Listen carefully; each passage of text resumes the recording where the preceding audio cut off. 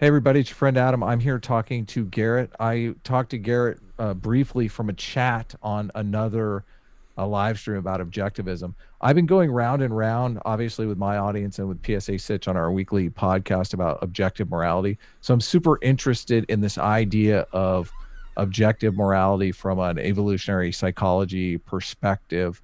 So I'm just talking to different people about that. Garrett's an objectivist, and I'll just go ahead and let you introduce yourself, Garrett. Yeah, what's up? I'm Garrett. I'm another YouTuber. I talk about objectivism, Ayn Rand's philosophy a lot. I have around 300 subscribers, so not very big yet, but hopefully in the future I'll get growing a little bit more, and I'm hopefully this conversation helps me out a little bit too. But we'll Well, I'm see. happy And to throw a link to your channel in the description so people can check it out. And I'll post it on my main channel too, as well, since that's where I usually post the stuff that's like philosophy oriented.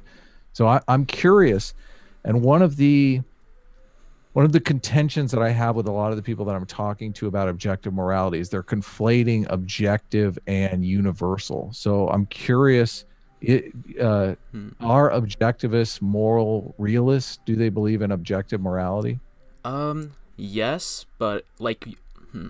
So it depends sort of what you mean by like a moral realist. Objectivism is interesting in the sense that we don't think morality exists apart from human beings, but it's also not some it's like it's objective in the sense that it's an interaction between a human being and reality.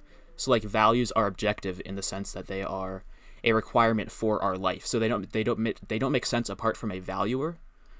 But they also are they're also not something that exists necessarily out in reality, but there's something that's real. Like there's something that so like if I want to live, I have to take certain actions. I like a analogy that I like to use relating to this is kind of like a diet. There are for each individual person, each person has a different sort of requirements for their diet. So like there's certain things that I need to eat that's different from other people's certain things that they need to eat. Um, but there's like an objective diet that's the best thing for them to follow. But there's certain different things for each individual person So based on their life. are there moral facts? A lot of times moral realists will say there are such things as moral facts. Yeah, I would say there are moral facts because there are certain objective requirements for your life as a human being. You have to take certain actions to sustain your life. Okay. So do you believe Oh, of you're cutting morality? out. What definition? Can you hear me now? Yep, for sure. Sorry. Can you give your definition of morality? Like what definition of morality are you using? Um, Basically, the definition that I would use is basically what sort of value should you pursue to continue living and live a life as a human being, a life of happiness, a life of productivity, of pride, all these sort of things. Okay, and are those values universal?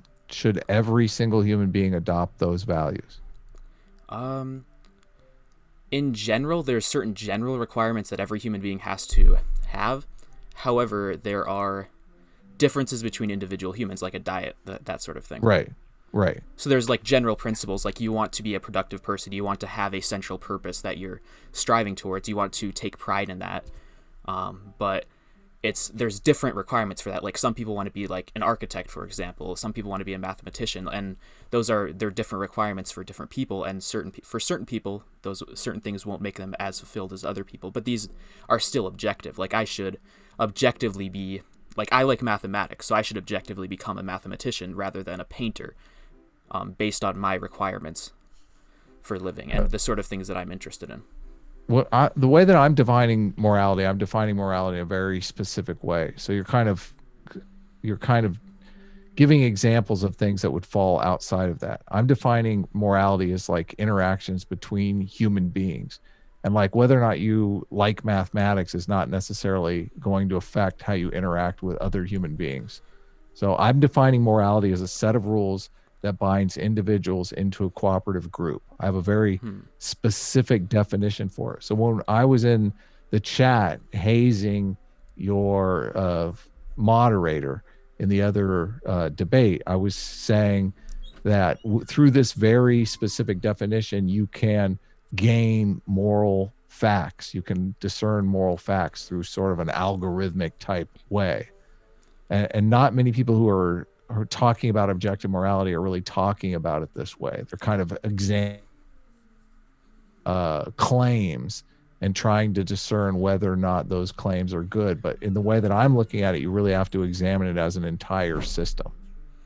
Hmm. So that's a huge difference. I don't So, necessarily know if objectivism, it's funny that it's called objectivism because I don't know that it is objective morality. well, I mean, it's sort of how do you define objectivity? What does it mean for something to be objective? Objectivism is not. Independent of human minds. Um, I don't. That's what I would define as intrinsic. That's not the way that Rand would uses the term objective. Rand uses the term objective to mean sort of an interaction between the mind and reality. Like when we could go down to like just like she initially defines it in the level of concept formation. With this whole idea that we form things based on our requirements, and it's based on reality, and it's like objective in reality, but it's also an interaction between the two. That's fine. I'm trying to get a lot of times these discussions bog down in definitions where you're using a term objective and really you mean universal. I'm using the term objective to mean objective. So that's the only reason why I'm bringing it I up. don't know if I'm using it to mean universal here. Well, there's another thing that in our discussion, which is really the meat of what I wanted to talk about, because I feel objectivism as a moral philosophy, and you're pitching it as a moral philosophy, is has an intrinsic flaw in it that makes it impossible to actually be a moral philosophy, because morality, in order to, by the definition that I'm using, a system of rules that binds people into a cooperative group. I mean, that sounds more like politics to me. Like I think when I think of ethics, I have a different view of what ethics means or what morality means. Morality is just simply telling you what should I do now that I'm here. Politics is about it. Yeah, no, it's based on morality. It's obviously based on morality, but politics is sort of the branch of philosophy that's saying how groups should interact, and ethics I view as just how should I act, how should I as an individual act. That's my fundamental way of looking at ethics. But act towards it. Only acting towards other people, though. Like, how is if whether or not you paint your house red or orange doesn't like that? There's no ethical component to that. I would say that there is actually. That's Rand's sort of unique view of ethics. Ethics is about the individual. It's not about it includes other people, obviously, since we interact with other people. But it starts with the individual because we're individual people who have to make individual decisions for ourselves. So. That's the primary there. And then after that, we can say, okay, how should I as an individual interact with other people? And generally through trade would be Rand's argument. But we start, objectivist ethics starts with the individual because that's where experience starts. That's where life exists. There's only individual lives. There's only individual minds that make decisions. Yeah, but they're making decisions within a group that has certain rules of adherence, which are ethics. Those are the ethics, the rules of the group. That's why I bring it up. That's not how I think of ethics. Ethics starts with the individual. It's the question of what should I do. I think we're not going to get anywhere if we have this different view of ethics fundamentally. Like you're looking at it as what sort of rules should we have between individuals, but I'm more interested in trying to figure out what should I do about my life. Like I think that's what the definition of ethics ought to be. Just how, like, because it starts with the individual. Only individuals make choices, and that's what ethics is about. What choices should a person make? Okay. If you make choices, though, that don't affect other people in any way, shape, or form, how are those choices ethics? How are those choices related to ethics? Because they relate to your life. They relate to your requirements for living. So, like, I mean, you gave the example of which color you should paint your house, but that's not a super important example, but it's still an ethical question too, because it's a bad example because that actually does tangibly affect other people. It affects your neighbors. Kept trying to think of an example that doesn't affect anyone whatsoever. I mean, let's imagine you're on a desert island. You still need ethics in that context because, I mean, well, I would argue that you don't need ethics. Well, then what do you do then? Do you not act? Like, how are you supposed to live on that desert island, apart from having a foundation of, like, what should I do? Like, you wait, let's say you're alone on a desert island. Now what? Do you go to go make a fishing pole and go fish, or do you go pick coconuts and smash the coconuts? Like, which you have all these decisions to make, and we need some foundation on which to guide them, and that's what a Rand would argue is ethics. Right. Okay. So we fundamentally disagree about what ethics are. Uh, in order for me to make an argument for objective morality, I'm defining morality in a very specific way. You're defining morality in a completely different way. You're defining morality as how should I behave? Mm-hmm. But it has nothing to do with other Yeah, individuals. like what choices should I make? Yeah, I mean Right. it's related to other individuals because we live in a society, So why? obviously. But what? So what is the relationship to other individuals? Well, like when there's other individuals and they can benefit my life in certain ways through trade, through giving me knowledge. Like we have a whole foundation of knowledge throughout all of history, like all of science, all those sort of things. So I can look at that knowledge and integrate it for myself with my broader context of knowledge and concepts that I've discovered. So that's one aspect. So of things is it that I can about gain the from other individual or is it about the group? people. About the individual? So it's only about the individual? Yes, because I mean we're the only people that can make choices and can experience our lives and experience our positive states of consciousness in life. Right. But if you make choices, the group has some sway over you. I mean, you could be incarcerated for the choices that you make. There's Sure. certain laws that you have to adhere to. Yeah, I mean that comes after ethics, though. That's about politics. I mean, like this Politics is is interesting ethics. because How is politics not it comes ethics? after ethics. Politics just says how should the group be structured, how should the group be organized, or like or when we're interacting as a group, should we have a government? Like what should the purpose of that government be? What sort of rights should a human being have? And ethics comes before that, because before that you need to know what a human being ought to do, how a human being ought to live, and what sort of decisions a human being ought to make. So tell me, is objectivism? So objectivism is moral relativism? No, that's a false What dichotomy. is objectivism? Objectivism is objective morality. It just says that So how it you is should live. objective morality. Yes, but it's Is based it on an individual's universal or is it objective? Like for instance, the height of a building is objective, but it's not universal. I would say it's more objective in that sense, because it's not universal in the sense that every human being ought to act the same way. Okay, so it is objective. Yeah. So there are moral facts. Like we could say, murder is wrong. That is a fact. That is a moral fact. What makes Sure, that a yeah, moral fact yeah. in the sense? I'd say murder is wrong in general. So I mean, what there's makes that context a- when it's okay to, but we don't have to get What bogged down makes with murder by definition is wrong? What is the context for murder is wrong in the same way that the height of the building has a context that we all agree upon a measurement for buildings? We can measure it in metric. We can measure it in good old American. that. Yeah. There's a number of different ways we can measure the building, but you and I can come to an agreement. We're going to measure it in feet, for instance, and we can agree that that building has an objective measurement, not a universal measurement, but an objective measurement. What is the measurement for murder is wrong? How do we know that that's a fact, that an objective fact, it's independent of our human minds? I mean, wait, you can't say that. You can't say independent of our human. Like there has to be a human being Is to the which height murder of is the, is the about. height of the building independent of our human minds? Measuring it isn't. Like you have to have a human minds to measure Yes. the building, and it's similar with ethics. We come up with a context to measure it. Yes, we do. Mm-hmm. Alien life might come up with a different context to measure it, but it's the height of that building objective.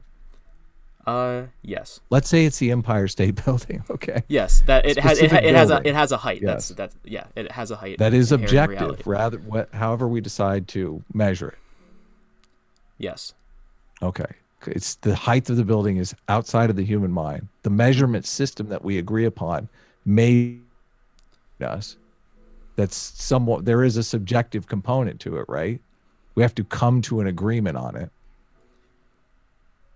I mean, we don't like you can still measure a building without coming to agreement on. Well, once on we your come to an measurement system. agreement, isn't Like, it, I isn't could- it if I'm on somewhat a- objective? If I'm on a desert island and there's a tree that I want to measure, I can still do that measurement without coming to an agreement with another person. So you can do measurements without agreements. Why would you need to, if there's not another person to come to an agreement with? Why There would would you be need to no. measure it? I mean, you Yeah. still can, you still might need to do things with that tree. Like, let's say you want to build shelter, so you can cut down the tree, do a measurement, and see, like, there's this specific length, and I want to build a house this way. So like, you still would need a Yeah. measurement, and you need ways to like, the purpose of measurement fundamentally is to relate different things to a common To a measure, different person. to a common standard in your mind. So then you can compare different things. So like, I can compare the length of, I don't know, like my phone and this mouse, without holding them up to each other. I can just say like, oh, I have a separate standard of measurement. Measure my phone this much, measure this one this much, and I don't have to like hold them up and compare them together. I mean, that's the purpose of measurement. Yeah, there's a big Fundamentally. advantage Yeah, to for having sure. a standardization within a group, But correct? even I mean, just that's as the an whole purpose. individual, even just as an individual, apart from a group, you don't need a group for these things to have value. And like, what is a group fundamentally? It's just a I'm collection curious, of individuals. what is the measurement? What is having the measurement of a building without anyone sharing? Like, let's say you came up with your own independent measuring system and you were going to Mhm. measure the Empire State Building with this measurement system of one. What is the value of that measurement system? Your own personal measurement system. Then you can compare the length of that with other buildings or other things.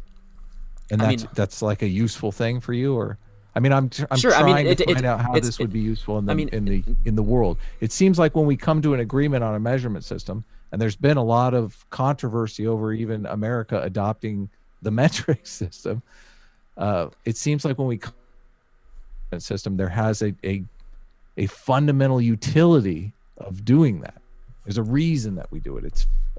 It's advantageous in many different ways. yeah. I mean, I'd say it's very useful to do measurements, but I mean, fundamentally, it's for the individual. It's not because there's a group who it's valuable to.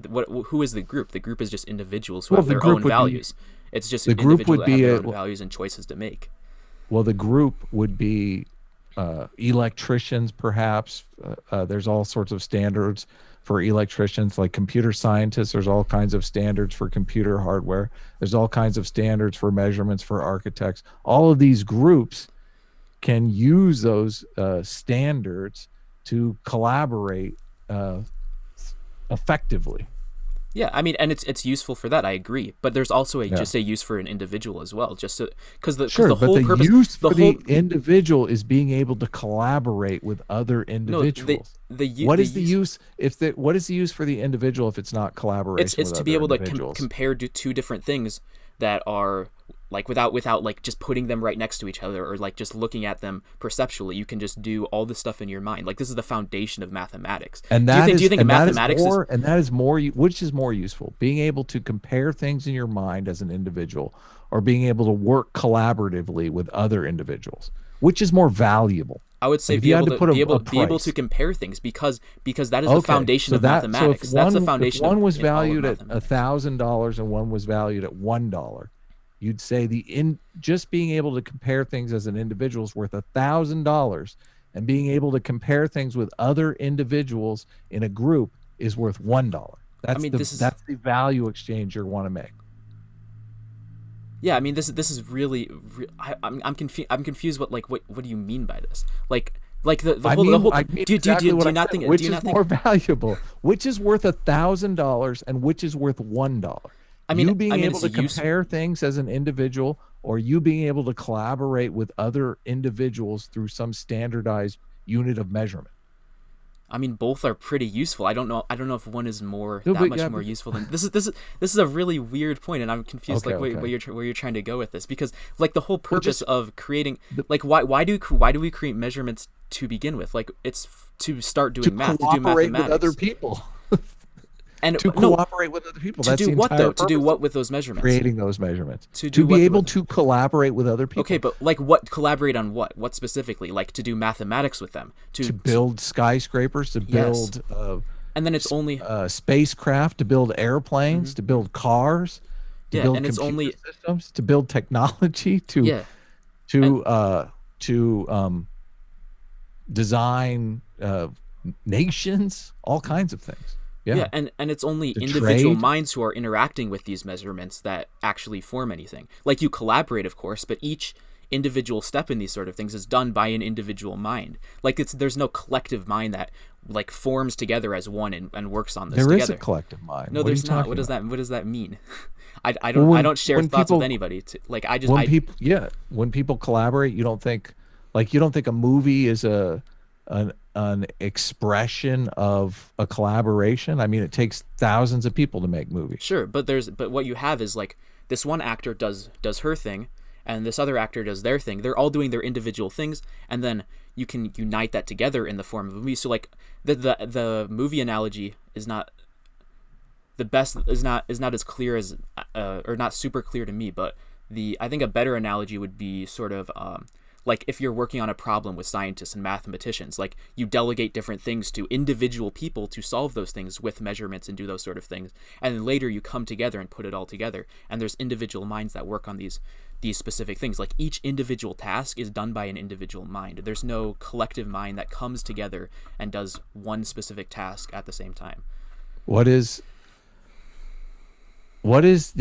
so if you're saying something like murder is wrong is a fact, what is the context for that fact? What's like supporting evidence do you bring to the table on why murder is wrong? Murder would be wrong because it negatively affects my life. It is not good for me to kill another human being. It is not in my selfish interest to kill another human being. So if we lived in a place where there was no state, or you were like a king and you could murder as many people as you wanted to and there'd be no consequences. Like let's say murdering people was actually good for you, then murdering people would be right.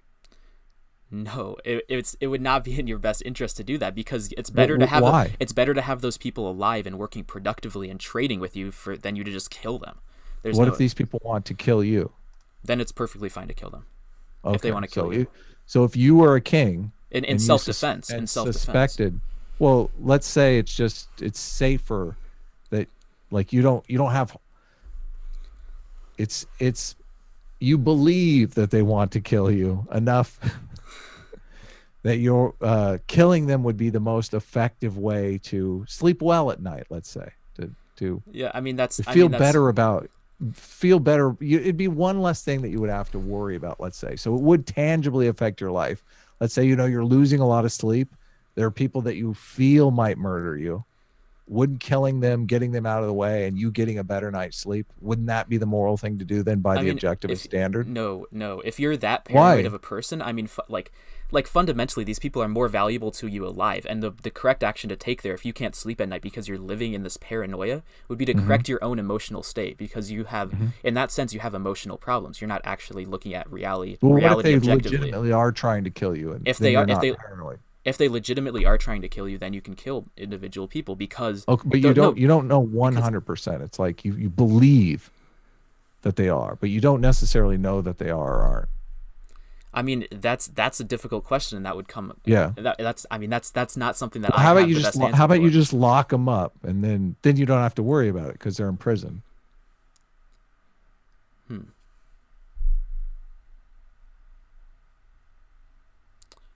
I don't know if there's good reason, if there's very strong reason to believe that they are going to kill you, then you have like the right to use force on them. Yeah. Okay. But there has to, like, this is not like saying, oh, like I feel like, oh, this person might kill me, but you have no real good evidence. It's just entirely whimsical. Then you have no reason to. But like if somebody's threatening you, if they're doing something tangibly where it seems like they're gonna kill you, then you have every right to do so. Like if somebody put a note on my door and was like, oh, I'm gonna kill you tomorrow, or something like that. Like I have the right to defend myself. Yeah. Okay. That would certainly be moral. Okay. So if someone puts a note on your door and says, I'm going to kill you tomorrow, you should kill that person according to objectivist morality. If there is very good evidence that they are probably going to murder you. This is a tough one, and I might be making a mistake here. Like I want to be clear, I'm a student of this philosophy still. There's still things that I have to learn. And this is a complex question, and it's very much up to the context, because like the whole question of when is it right to in self-defense, like if the person is literally like over top of you with a knife getting ready to murder you, then you have every right to murder them because they're going to kill you. I think I think self-defense, obviously, yes, you do. So I think But in the I'm context of just self-defense, it's fine. objectivist. The problem that I have, and I'll lay out the problem that I have with objectivism and let you respond, and then maybe we're good here.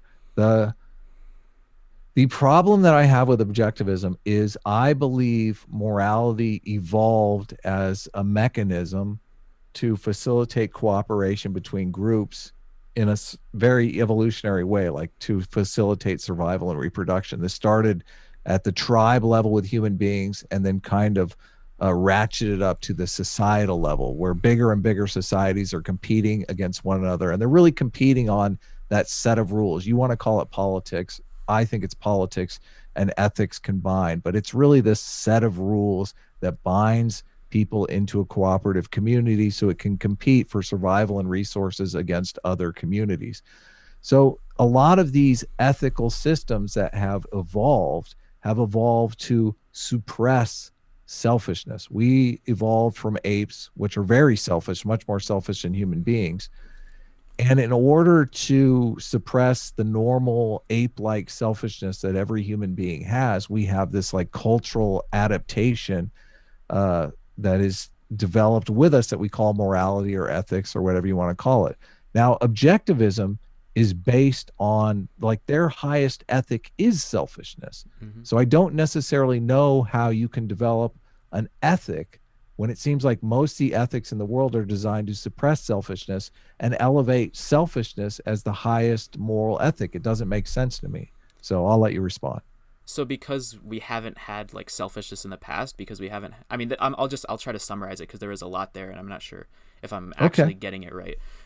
So because we like haven't been selfish in the past, because we haven't like that's not what we've been doing in the past, that means that shouldn't be considered moral, or is that? I mean, that's a very simplified answer. Most most most ethical packages define selfishness as bad and giving as good, Yep. unselfishness. Yeah, I mean, but that's not based on anything. That's not based on rationality. It's not a rational system. It's just what people have felt like, or it's So just what the like what the Christians have told them, like the Christian supreme leaders have like told to them, or throughout the very young age they were constantly developed, being told, oh, give to other people. I mean, that's how they were. That's how they're constantly raised, and then people are like constantly told, oh, give to other people, be sacrificial, sacrifice constantly, and that they sort of autonomatize that in their subconscious, and or they make it sort of automatic in their subconscious, and then over time they have these intuitions, quote unquote, where they feel like they see something happen or that's selfish, and they feel like, oh, selfishness, ew, that's scary. But that's because from a very young age they've been constantly taught that selfishness is immoral and selfishness is bad. yeah, so but you're making a pitch. You're saying we've had it wrong. Hmm. All of these moral systems that have evolved are incorrect, and we Yeah. want to develop a moral system that is based on that um, idolizes selfishness. We want to make selfishness the core of our moral Hmm. system. But I don't understand how you can build a group of people that's going to have the same uh, attributes as a group of people that are selfless. Like if you have 20 selfless people cooperating, it seems like they're going to be a stronger unit than 20 selfish people. Well, I don't even know how you get 20 selfish people to cooperate. So, Well, what does that mean? It's in someone's self-interest to cooperate with other people. Like, you get a lot of value from trading with other people. I think it's actually a lot more damaging to individual people if you constantly sacrifice to the collective, because you're just destroying your own values, and you're just destroying your own desire to pursue values, and your own ambition to well, I'm live not and saying pursue you your should own give life other for choice. for the group. Like, that's not the best way to ultimately get like innovations or get production, or if you want the whole like pragmatic argument for how it would work in a group. Like, people are like it's or people want to, or should want to, pursue their highest ends, pursue the things that they are most interested in, the things that are most consistent with their life. And that's basically what selfishness is telling people to do. That's what Rand wants people to do: pursue your own life, pursue the things that you want out of life, rather than sacrificing for the group, or sacrificing because your priest tells you that this thing is immoral, or because your politicians are telling you that this is immoral, or different people are telling you, or your mom's telling you give to charity, or all these sort of things. So why would selfishness? Why would 20 guys who are selfish competing against 20 guys who are unselfish? Why would those? Why would the 20 selfish guys outcompete in any arena of competition? Let's call it athletics. Why would the selfish people outcompete the unselfish people, the cooperative people? I guess in athletics, I guess like the selfish people would realize what they can do right and what they can't do in this situation, because they realize that they have moral value in themselves, like for themselves, to win this competition. So then they will work together, obviously, because it's in their best interest to doing this, like winning this competition, this athletic competition. Let's say, like, I don't know, what's a game that 20 people play or are on the field at the same Well, time? I don't know. I'm I not a don't big know. sports guy, Yeah, but I'm I don't know. thinking Maybe like like, in sports, I know that there tends to be like people who showboat, people who do most of the ball handling, like yeah. people Oh who yeah, become yeah. celebrities and Oh yeah. get most of the money, and there's other players that are necessary, like the kind of fade to the background are not necessarily. And in a competition where you have people who are giving, that seems like something that is going to be easier to take place Well, I mean, in a competition where you like everybody's trying to showboat, everybody's trying to get the most maximize their participation in the game. It seems like the cooperation is less likely to well, take place. cooperation's different than selflessness. Cooperation is in my self-interest. Like if I'm a basketball player, and there's like two guys on me and at the last second, and I see someone on the other side of the court that's open for three, and they're like the best 3-point shooter on the team. I'm not going to shoot that shot. That is not in my self-interest to do. Even if it's like, even if it seems like, oh, I'm being selfish because I'm taking the last shot. I mean, that's what a lot of people conflate selfishness with. I would pass it to the other person, they would shoot the three, and we would make it, and we would win the game. Do you And that is fundamentally selfish for me because I want to win, because does that's a value to me. does objectivism have a position on hierarchies? I know hierarchies seem to be something that plays into a lot of moral discussions.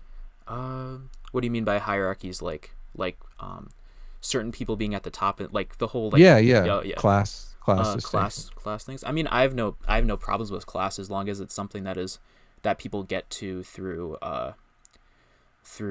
honest means, I guess, as long as they're not using force on other individuals. So I don't like hierarchies that are built on force. Basically, I'm fine What with are the hierarchies that most are built on skill. right prestige hierarchies versus dominance hierarchies?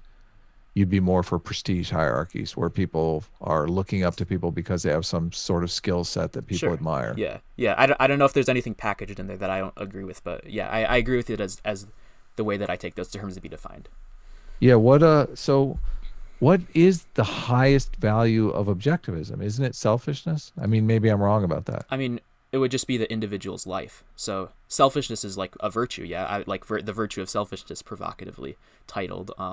And I'd agree with that because a lot of people Well, get what is the provoked. highest value of objectivism? It would be life. That's the standard of all values. You say, like, basically it's the question of, what do I need to do to live? That's the fundamental question for every individual. Like when you are born, or not when you're born, because you can't make decisions very easily that young, but like when you get older, you have to decide, like, do I want to live? And if you want to live, then you have to take certain actions to live.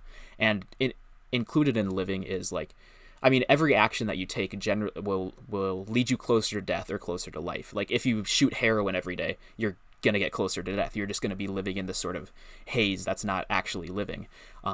So that would be fundamentally like oriented towards death. But if I want to live, I want to go and produce. I want to go and not shoot heroin and go and like, or just and find a romantic relationship and cultivate pride in myself for the things that I'm doing. Like but all these things are conducive to my life. What is it that has attracted you to objectivism? Just out of curiosity. What attracted me to objectivism? Uh, it's a long story. I mean, I guess I grew up religious, so, Hmm. and when I kind of always took religion as like this only way of achieving happiness and living a happy life. But it was always fundamentally encapsulated in this lack of pride, this sort of idea that I should give myself, or because like pride is the worst of all Humility. worst. Yeah, Yeah, totally. and like only other people can fulfill me, and ultimately like I had this sort of platonic idea of like, I wrote about this in my journals a lot. Like it was like other people obviously are the only people that can fulfill you because you are like inherently empty, you inherently don't have pride, and then God is like this big capital O other who's gonna fulfill you after death and like all that sort of stuff. But then what Rand did was show me that no, like you as a human being are capable of achieving your values. You can achieve happiness in this world as a individual.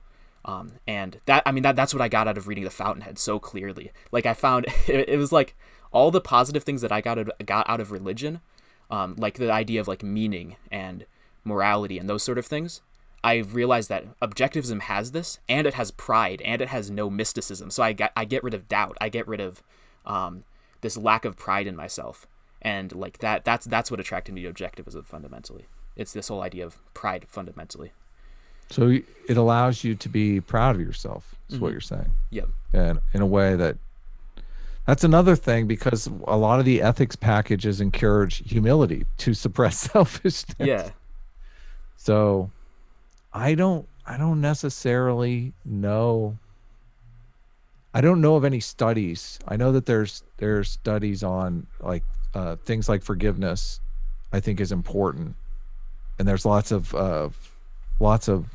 sociological studies and behavioral economic studies on that kind of thing. I don't know Sure. that there is on pride, but I mean, I'll look into that. yeah. I mean, I know the effect that pride has had on me psychologically, and I think Mhm. I'm pretty sure there's a lot of psychology about like the importance of self-esteem and pride and those sort of things. But also like the whole thing about forgiveness and those sort of things, humility, like those things can be a value, but if they're that's only if they're a value to you. Like if I want to if someone wronged me, if someone did something bad to me, it can be in my self-interest to forgive them if I realize that they honestly made a mistake, or that in the future they're not going to do it again.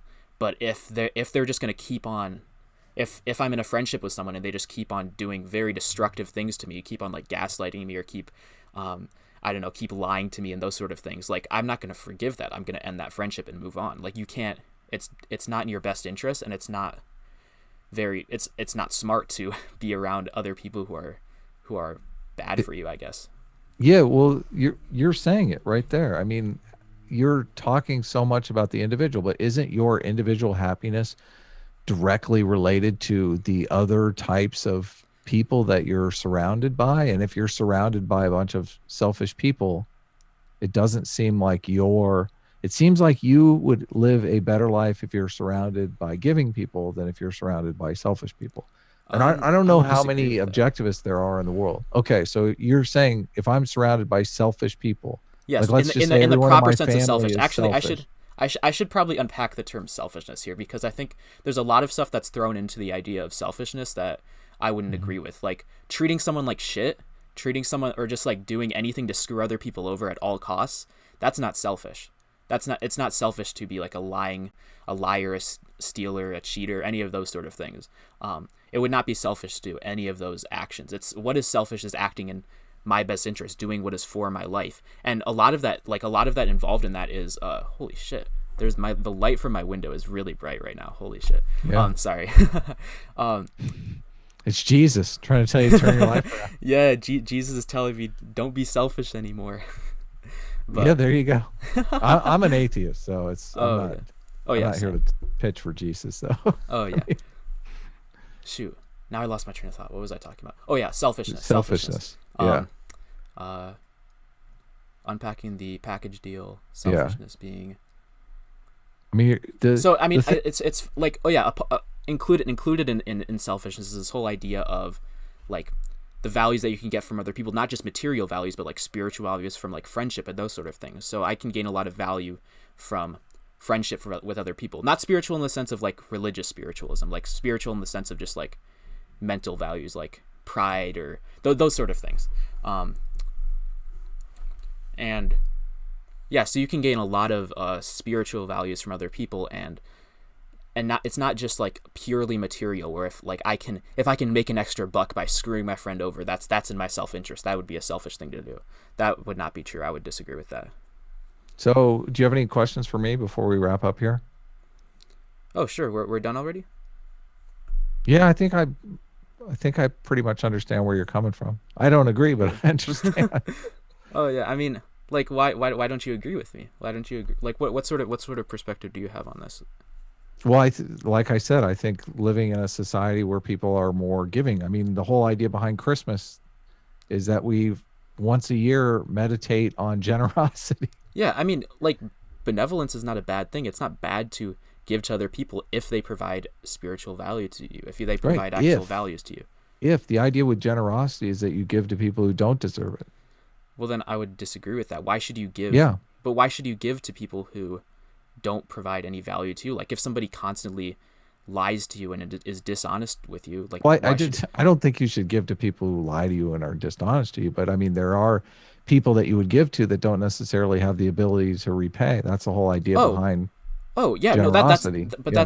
that's why no, that's why I am, that's why I'm not saying like it's just purely material values that, like, it's not as if I'm just gonna give to somebody and say, oh, I want you to pay me back with a certain amount of values too. No, like, I find certain values from other people, from my friends. Like, I'll give to my friends because I like to see them happy, or I like to make them happy, or I feel, yeah, because I like the person and I think they Well, should feel I positive don't emotional see states. I don't see any like empirical grounding to any of the things that you're talking about, consulting your moral intuitions and kind of coming up with rationalizations for the way that you feel.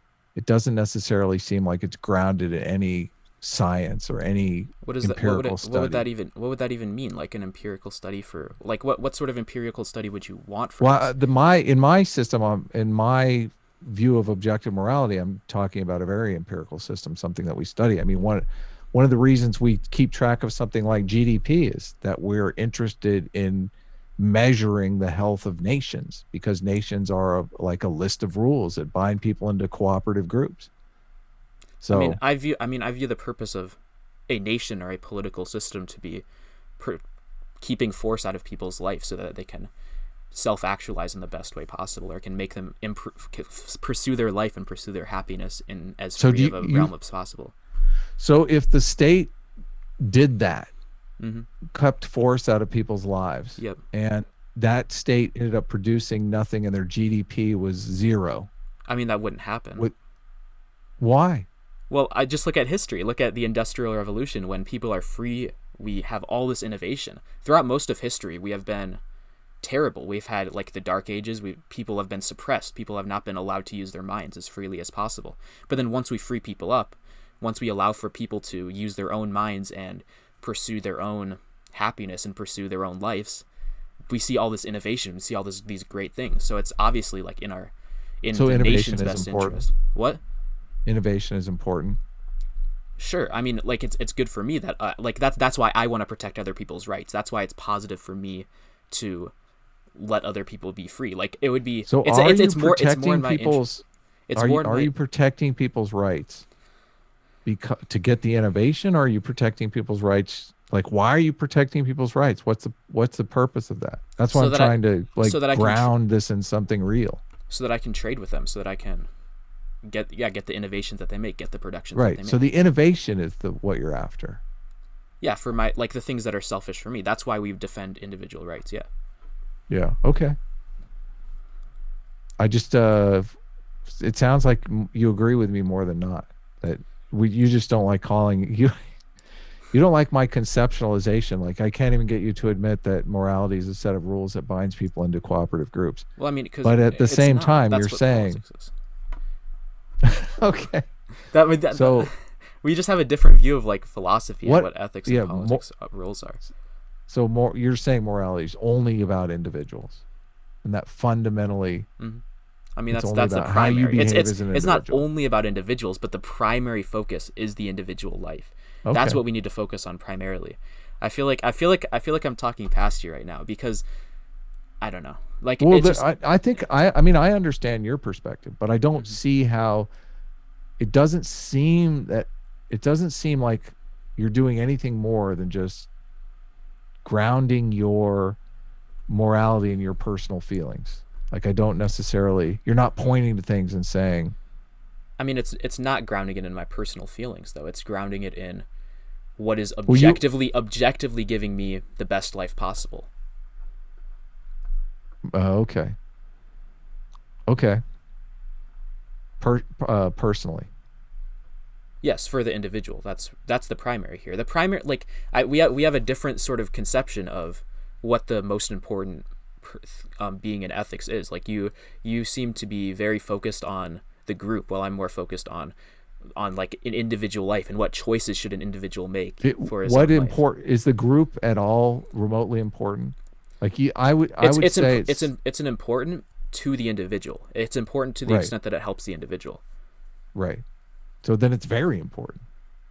Yeah, because I mean, yeah, I'd agree. I'd agree the group is important, but it's not the primary. A group is just a collection of individuals. That okay. So a group is just any collection of individuals, whether or not they work together or hate each other's guts. Yeah, I mean, if I mean we can define it like in a different way if you want. Like we can say like a cooperative group is a group of people that like Well, interact and work together. Or like, what do you mean by? what are they? In what way? What facilitates their cooperation? Agreements, right? Yeah, I mean, just the fact that yeah, no, I actually agree with that because yeah, the fact that you agree that a certain type of interaction is beneficial for each individual. So each individual says like it's a win-win trade. So let's do that. Right. Okay. Well, I think we've gone on long enough. I believe I understand your position. Yeah, I think you could probably steelman my position. It seems like you understand it. You just disagree with it. Yeah, fundamentally, I think What's my position? I mean, your fundamental concern is the way that groups interact and how groups come to certain agreements, and like how do we get to those agreements as a group, and what is the best thing for this group? What are the best sort of agreements for this group to make? What is my definition of morality? What is your definition of morality? Oh Yeah. yeah. Oh yeah. Sorry. Oh yeah. It's what isn't. I mean, shoot. I don't remember the exact words you used. It's sort of what sort of Well, you don't have to agreement use the should a same group make? words. I mean, you could just. I mean, I'm What's putting forward a what sort of concept yeah. here. What sort of agreement should individual or like people in a group make when when you're formulating a group? Like what sort of decision should you make? I guess that's not the I don't shoot I don't know the exact words you use now. Fuck. You're pretty close. I mean, Yeah.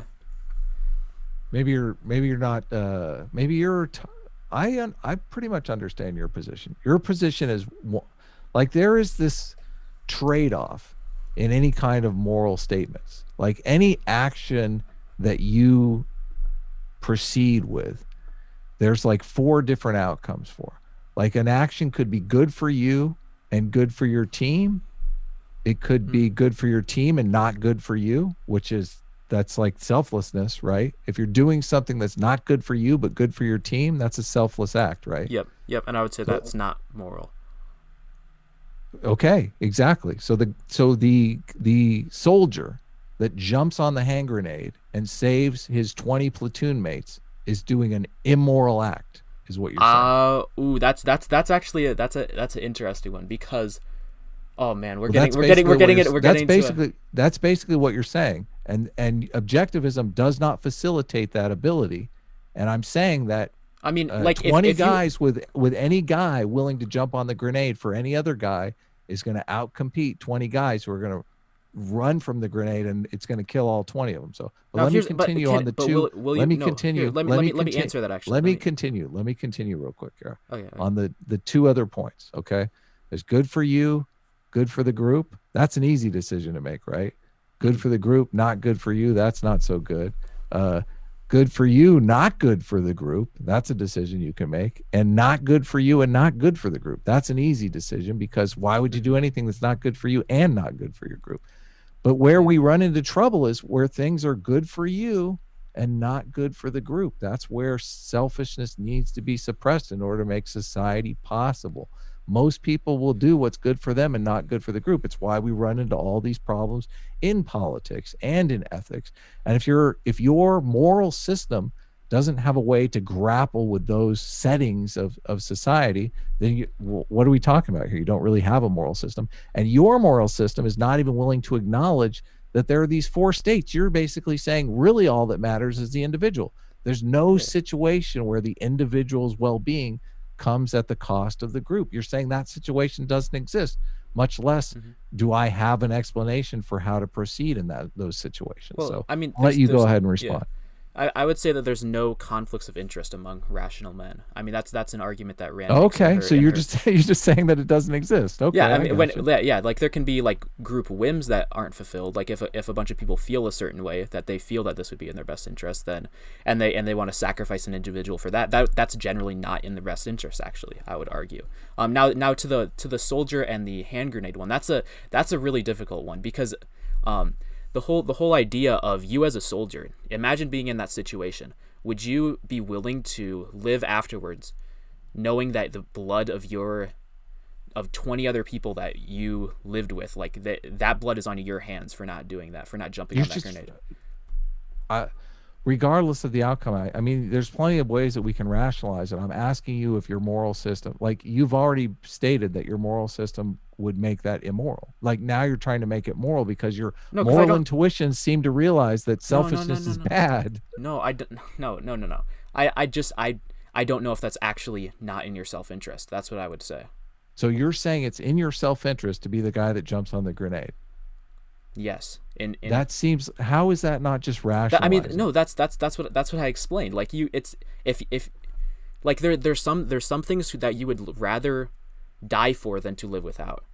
That is definitely the case. Like a spouse.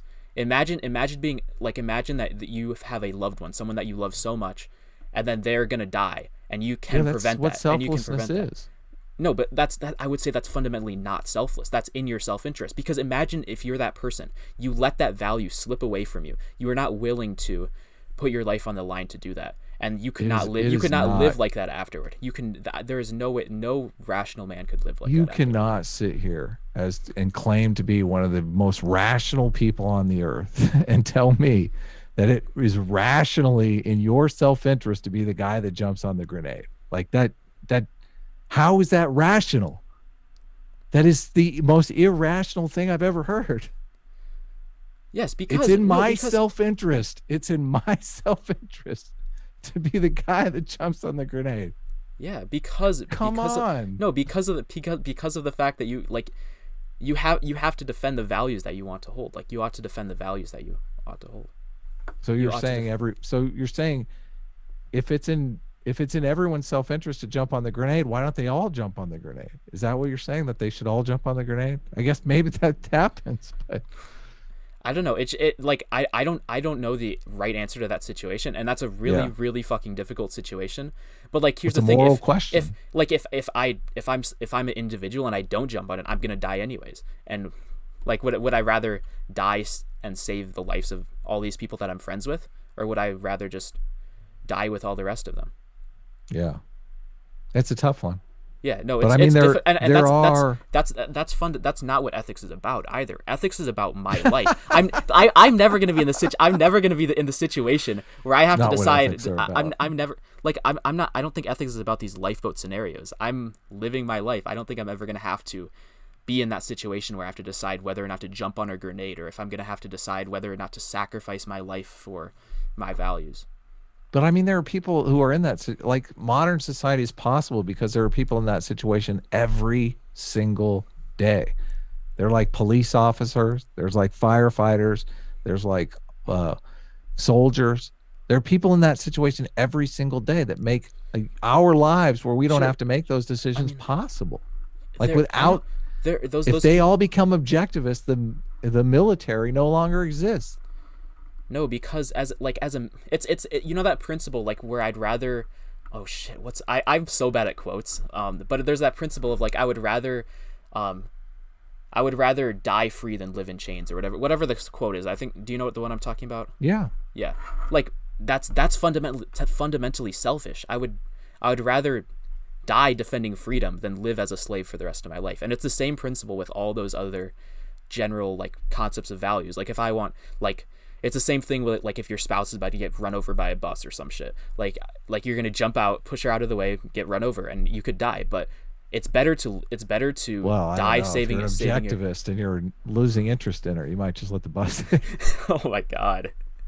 Well, I'm just saying. I mean, you got to do the profit and loss on it. Oh sure. I mean, you're Yeah. like it's. I'm not gonna do it for some stranger who I don't have no idea about. Like I mean that like think about what that would mean if it was like some random well, stranger. I'm only kidding around Yeah. anyway. But Oh yeah, no, this is for sure. Sorry. this has been a this has been a fascinating conversation. I'll Oh yeah, let it's you. been Do fun. you want to go ahead and pitch your channel? Let everyone know what your channel is before I hit stop. Yeah, for sure. Yeah. I mean, if any of you guys are interested in hearing more about objectivism and learning more about this philosophy, go down, subscribe to my channel. Also go look up the Ayn Rand Institute. Read Atlas Shrugged. Read the Fountainhead actually first. Fountainhead is amazing. I'm one of the rare objectivists who likes the Fountainhead more than Atlas Shrugged. I love Atlas Shrugged, but I like the Fountainhead more. People are gonna crucify me for that, but Don't see the movie because the movie is awful. I think oh they must yeah. have been all objectivists on that movie because everyone like there was no selfless people working towards making a good movie. They were all working Oh for their no. own selfish interests. I would say they Yeah. all sacrificed their values in making that video. All right, I'll go ahead and end it there. Thanks for having this Yeah. conversation. It's been great. Yeah. Thanks, man. Thanks for having me on.